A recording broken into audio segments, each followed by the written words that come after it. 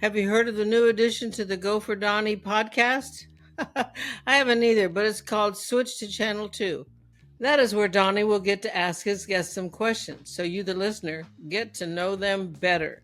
And remember, hashtag HTFU. Hey guys, welcome to Switch to Channel 2.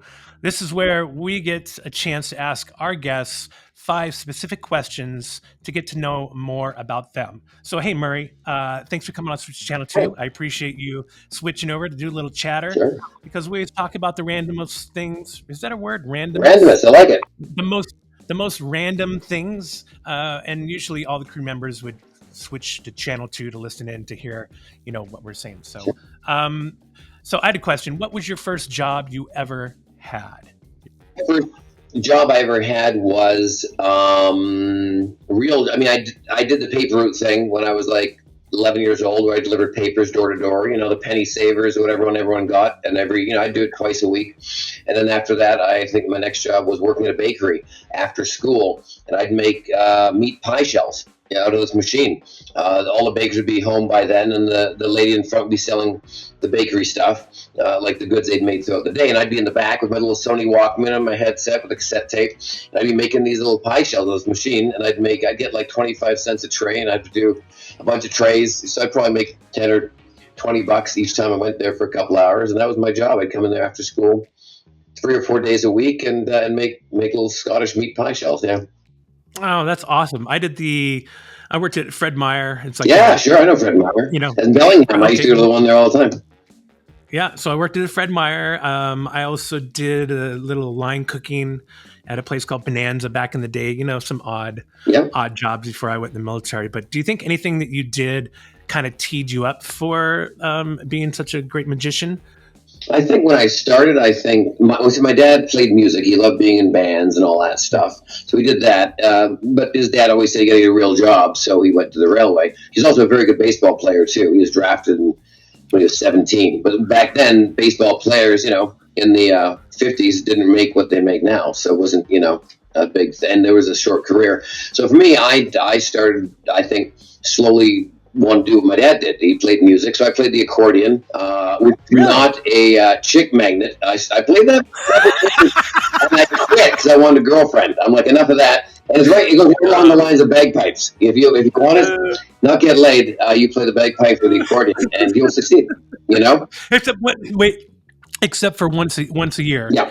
Now, if you play the bagpipe, that once a year, you're in. You're golden. You're golden. Yeah. Or you find a girl that really likes the polka. And maybe in the Borscht Belt or something like that, you can really just you know what I mean, eh? Well, yeah, sure, they're there, Oh, yeah. So I did all that. So I did that because I'm Ukrainian. I'm half Ukrainian and then half Scottish. And the accordion's a very Eastern European instrument, Poland and Ukraine. And so my dad played it. So I thought, well, why not?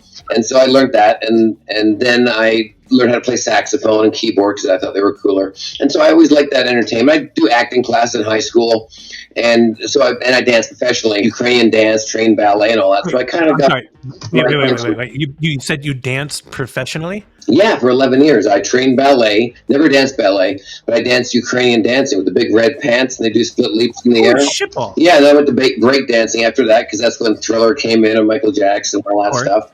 I loved doing that, and then swing and ballroom and stuff. And then I kind of got out of all that in my mid-teens, I guess, around 15, 16, because I found magic.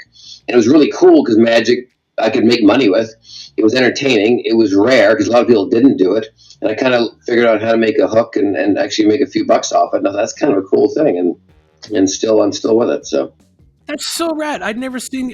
I'm trying to think back of any place we've been where I've seen you dance, and you've never danced. No, I can dance. I guess if I wanted to again. I mean, the one thing I would love to do, I've been trying to get on for years now, but it's not happening. I would love to go on Dancing with the Stars. I would love to do that, just because I think it's so much fun.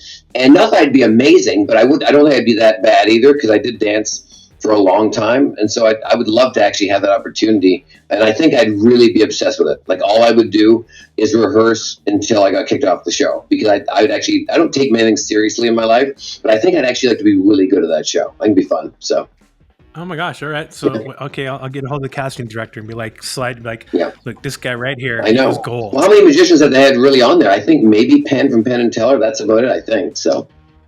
Oh, Penn, we did. How do you like Penn and Teller? I mean, obviously, I don't know how the magician world is, like how if you guys are all like close or it's more animosity. But I was able to do a show last year. This British show, Robin Ramesh, they came to town and we filmed with them at the Rio. They're at. They're great. They're legends. They're very smart at what they do. I think Penn and Teller are great. Dear friends of mine. We don't hang out every day, but if I see them, we say hi and that. And they've worked their ass off to get to where they are and really have that brand and that look and that style. I did their Fool Us show a few years ago with an old prop I had from my mentor, and I just wanted to showcase the prop and the trick. I wasn't trying to really fool them because they know pretty much every trick, but it's a great concept and they're really good people. Nice. That's when we went out, and I think I hit you up when I was out there. We filmed with McBride, Jeff. Yeah, Jeff McBride. Yeah, very great card act and a real good guy. Yeah, I hadn't seen him in years. Yeah. And we actually filmed out at his house. Yeah, so nice guy. He lives on the east side there and has a mystery school there and everything. Oh, it's so cool. Yeah. 2008, that was a long time ago. That show, that Celebricadabra, we didn't really talk about that. That thing was a beast because we had to load in. So now you were on the talent side because you're so talented, Murray. Now on the production side, we had to load into that place every day at 5 a.m. and load out by 5 p.m. Oh, frustrating. Oh my gosh, that was a logistical. Well, that's just so much extra work that you don't want to do. That's why sometimes I'm surprised. And I know the budgets were tight, but they didn't recreate that theater. You know what I mean? Or a couple of rooms just in a studio because it wouldn't be that hard with some cool wallpaper, old chairs, and that just to so you didn't have to load out. You just use that as a set. You know what I mean? So yeah, very easy. Yeah. I mean, the Magic Castle. I mean, you've been there. Millions of times. I mean, I was that was one of the perks from working on that show is getting to go there. One, working there, and then two, just getting to go and enjoy shows. Because when you're working there, you don't ever get to enjoy where you're at because it's all work and you're moving around. But when you get to go back and actually sit and partake, it's a great place. It's the Carnegie Hall for magicians, It's so much fun. People like love that place. Yeah. So we kind of talked about what got you into magic, but what do you think you would have been doing if you didn't get into magic? My three things I probably would have been a firefighter. Oh, really? Yeah, I think that's a phenomenal job and love the responsibility. Marine biologist, because I love the oceans and just, sea life and how it helps our life on land and all that stuff. And then also a chiropractor. So, yeah, so those are my three other go-tos that I would have done if I didn't take off with the magic thing, So it's three professions, I thought was really cool. That's pretty cool. I always wanted to fly helicopters. Yep, sure. Or something I'm a fighter. I'm not a flighter. Yeah. I think that's, what firefighters have to be as well. Yeah. Like they run to danger instead of running away. Yeah, and take that responsibility and go for it, you know what I mean? With those headphones on, though, you could be flying a chopper right now. You got the hook right now there, Donnie. I mean, yeah, exactly. Just have a little lights going on, off like a propeller above you. I mean, I wanted to, and I should have, but I didn't. It just looks like so much fun fighting. Like it's like riding a bull with what 3 or 4 rotors. Oh yeah, yeah. I mean, they're very sensitive, those things, from what I've seen. But have you flown a lot in Vegas and those? I've been a couple in Vegas and a couple up in Alaska and stuff like that. They're great. It's wild though. It's definitely I'm not really scared of heights and that, but man, it's definitely you're literally strapping a propeller to your ass, and that's pretty much all you got there. There's not a lot of When I was in the Army, we would get picked up at Fort McNair when it was like 1 month. I think it was 1 month or 1 week out of the month. Each company was on command and control. You had to be on alert, so they could call you in at any time, and you had to be there within an hour with all your gear on. And then they'd come bring helicopters. You'd load in, and they'd take you down to Fort Belvoir. Well, the pilots knew that most of the Joes had been drinking, so you'd load into that thing. You'd be, on the skid with your rifle down, at the doors open, just looking down. And it's called flying nape of the earth, where they're flying like along the river, and they're going up and down and up and down and up and down, and talking about your stomach just getting a little queasy. And some guys don't make it. Some guys make it. Yeah. You know? Yeah, you got to prepare for that. Yeah, it's pretty wild. Yeah. We got a lot of credit for helicopter pilots. It's a lot of work, and you got to really know what you're doing. GFD is a BFD. Go for Donny. Check out all the Go for Donny swag and the gofordonny.com website. And remember to hashtag HTFU. Well, hey, one more question for you before I let you go, and thanks again for coming on and getting this little chatter. I always like to talk to some people about their first time on camera and what it was like, because there's a lot of industry people that watch, and we all share the common thing of, you know, the first time either being on set or in front of camera. So do you remember your first time on camera or on set? Question. I think probably was back in Vancouver, like major probably camera, probably when I was like, I want to say 18 or 19, could have been 16 for like some like local talk show stuff.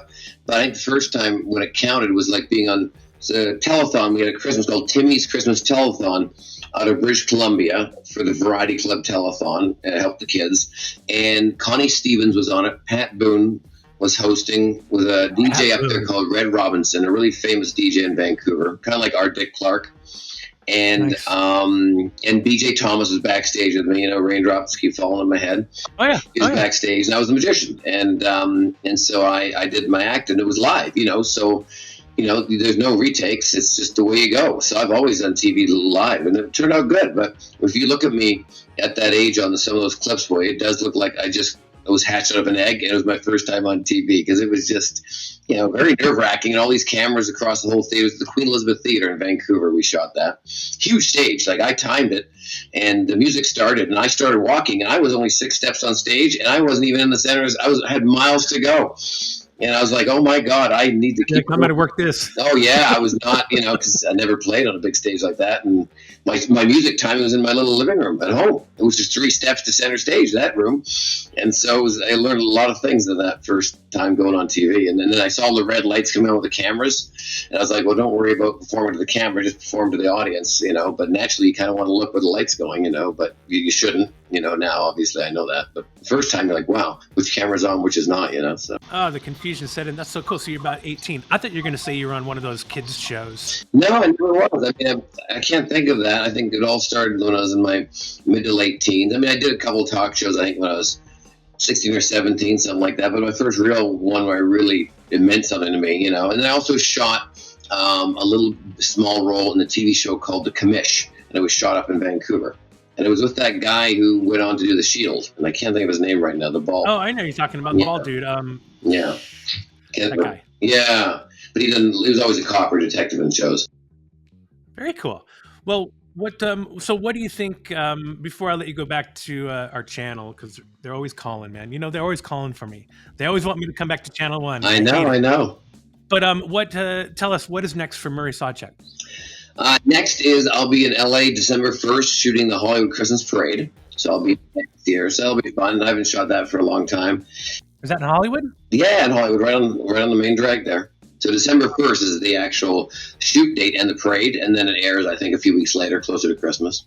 And then I am flying out after that to do shows in Boca Raton, Florida on December 4th.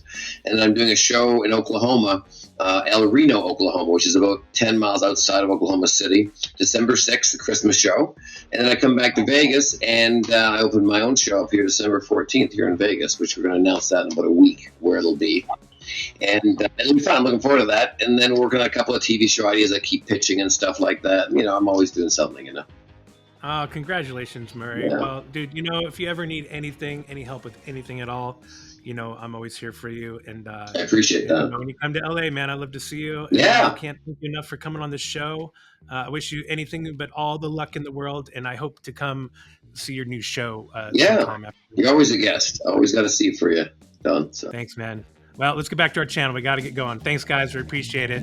Thanks, Murray. Take care. Thanks, man. There, man. Peace. Production for Donny. Go for Donny. Locations for Donny. Go for Donny. Habitat for Donny. Go for Donny. Hey, Donny, what the hell are they doing?